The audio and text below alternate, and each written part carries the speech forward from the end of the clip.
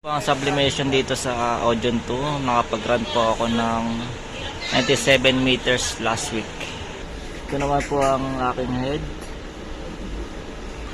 Ito naman ang aking tapping.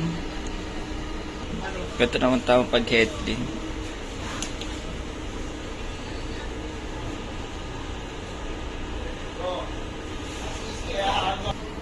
Punasan ng Y-craft.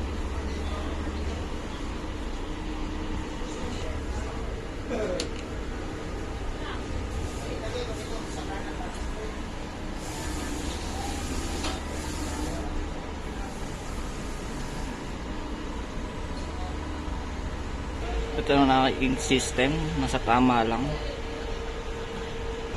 Ito ang waste tank, nalinis ko to nung isang araw.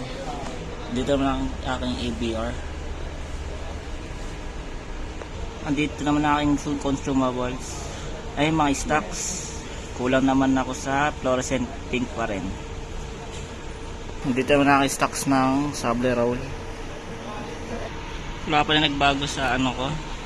Wala pa lang nagagamit na yellow, black, cyan, magenta, light magenta, light cyan, fluorescent yellow, at fluorescent pink.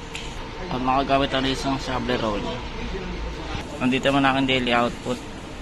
Nandito naman aking daily checklist.